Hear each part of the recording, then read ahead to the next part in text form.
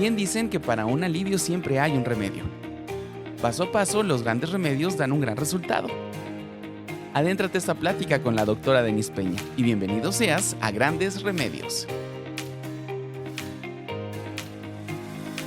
Bienvenidos a otro episodio más de Grandes Remedios. Tenía muchas ganas de platicar con ustedes sobre este tema. Es un tema que la mayoría de la población debe de estar familiarizada porque justamente el 30% de la población lo tiene, adulta, que es hipertensión arterial sistémica. Muchos familiares tenemos con hipertensión arterial sistémica o uno mismo tiene hipertensión arterial. Y ha cambiado. Entonces quería platicar un poquito sobre lo que ha cambiado porque he notado pues un rezago cuando lo menciono con los pacientes, como que se les hace raro. Entonces quiero explicar todo lo que ha cambiado.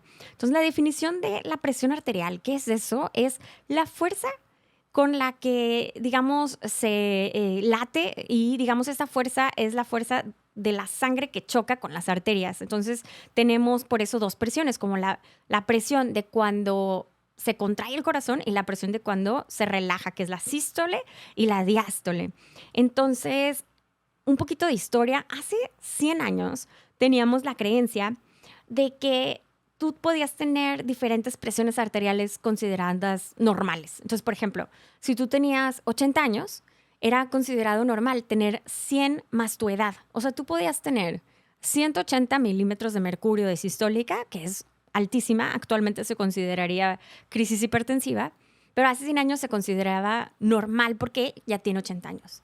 Entonces teníamos esta creencia, pero en realidad surgió de nada, de una creencia, no surgió de medicina basada en evidencias. O sea, antes no habían hecho un estudio donde habían descubierto que eso era lo normal, no. Entonces, ni siquiera teníamos tantos de antihipertensivos, entonces tampoco era algo que se movía mucho. Pero ya que tenemos antihipertensivos más seguros, esto se fue cambiando y también pues empezaron a salir estudios, medicina basada en evidencias, pero fue hasta los 90. En 1991 salió el estudio que se llama SHEP. Y este estudio lo que hizo fue meter a personas con presión elevada, como en 170 de sistólicas, y lo trataron de llevar a 140-90. Hicieron esto y se vio que el 35% de los pacientes que trataban de bajar a 140-90 no tenían stroke, o sea, que había bajado su evento vascular cerebral por 35%, que eso es muchísimo. Antes también la cuestión ética en los estudios que se hacían no era como tan estricta como ahora, y de hecho ese estudio era como placebo contra antihipertensivos. Y ahora generalmente no se hace eso porque es como no ético, porque sabemos que sí hay un beneficio y sería muy malo si te toca el grupo placebo. Entonces, eso fue en los 90s. Y a partir de ahí tuvimos esta meta que fue menos de 140-90. Y siento que está súper tatuada en todos porque casi todos mis pacientes sienten que esa es la realidad y no me dejan cambiarle mucho. Tratan de estar en eso, que está bien, están bajando su riesgo cardiovascular al hacer esto, pero salió un nuevo estudio que se llamó el SPRINT y este SPRINT se hizo en Estados Unidos, fueron 9,000 pacientes y se metieron pacientes que tenían presiones arteriales alrededor de 140 más o menos de sistólica y el punto era bajarlos a 120 o menos de 120. Entonces, se tuvo que parar incluso antes porque si el estudio es muy malo, o sea, si hay mucha gente que se muere o hay mucha gente que vive mucho más, o sea, ya cuando el resultado es muy claro, se tiene que parar el estudio porque éticamente tú ya tienes la obligación como de parar eso y decir, ok, ya es claro el beneficio, todos vénganse al beneficio. Entonces, en el Sprint Trial se dio cuenta que las personas que se iban a menos de 120-80 tenían una reducción del 25% de muerte. Eso es muchísimo. Después, también los chinos hicieron su propio estudio y ahí metieron a 8,500 pacientes, o sea, también fue muy robusto. Y se dieron cuenta de lo mismo, 26% disminuyó de muerte las personas que estaban en este grupo de menos de 120-80. Incluso en el sprint se vio que las personas grandes, o sea, los de más de 75 años que fueron incluidos en estos estudios, Ellos también se beneficiaron de esto, también tuvieron este beneficio e incluso también tuvieron el beneficio de 33% menos eventos cardiovasculares. Otra cosa bien importante que se descubrió en el sprint fue que lo que es bueno para el corazón es bueno también para el cerebro. Entonces, por ejemplo, si yo tengo menos de 120/80, estoy controlada en mi presión arterial, voy a tener mucho menos riesgo de demencia. Entonces, tanto el Alzheimer como el demencia tienen un componente muy vascular, o sea, muy de la circulación. Entonces, si yo ayudo a estar muy sano en la circulación, en la presión arterial, también voy a tener una disminución del riesgo de demencia. Entonces, tanto corazón como cerebro se beneficia de esta situación de tener menos de 120/80. Ahora tenemos muchas cosas como para monitorizar la presión arterial. Y como muchos conocen, existe lo que es el síndrome de la bata blanca. Y este síndrome de la bata blanca consiste en que están muy bien de la presión arterial en casa, pero llegan al médico y sube la presión. O sea, es impresionante. Vuelven a su casa, otra vez bien. Vuelven al médico, otra vez alta. Entonces, se ha visto que es una cuestión a lo mejor psicológica, pero lo que se ha demostrado es que lo importante es la presión de casa. Entonces, si tienen un baumanómetro, que ya también es algo muy accesible a todos, que yo sugiero que todos se compren un baumanómetro, al menos haya un baumanómetro en la casa, bien importante porque si se sienten mal o si se sienten bien, es bien importante monitorizarlo. A la hipertensión también se lo conoce como la enfermedad silenciosa porque no siempre da síntomas. Entonces, incluso hay quienes son más ominosos y le dicen el asesino silencioso. Entonces, es bien importante el monitoreo. Por favor, tómense la presión arterial en casa. Esa es la más fidedigna todavía que la del médico. Entonces, si tú llegas a tu consulta médica con tu internista con un registro, aparte de que vas a hacer el súper consentido porque nos encanta que hagan eso, y generalmente nomás los hacen los ingenieros que les encantan las gráficas, pero todos, por favor, si pueden, si tienen la oportunidad, hagan eso y van a correr menos riesgo de que les dejen un antihipertensivo que a lo mejor no necesitaban. Entonces, esa cuestión con la bata blanca la quería mencionar. Y lo que generalmente hacemos es eso, traigan su bauma si pueden a casa para que les digamos cómo se puede, el de casa se lo traen al hospital para que les digamos cómo usarlo. Y pues les digo, es muy fácil. Si hay disyuntiva, o sea, si yo tengo mucha duda, o sea, que yo diga, es que acá está exageradamente arriba, tenemos otra opción que es el MAPA, que es el monitoreo ambulatorio de presión arterial, y es así como un baumanómetro, pero más de grado médico y se lo llevan a casa y nos da como muy fidedignas las cifras. Pero lo que yo veo que sucede es que en el trabajo o en su casa sí están alrededor de 130 de sistólica, 140 y lo ven como, estoy en el límite. Y así me dicen, estoy en el límite o estoy normal. Y en realidad eso ya no se considera normal.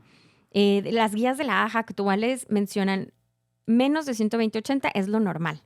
De 120 a 129 se considera elevada y ya más de 130 es hipertensión.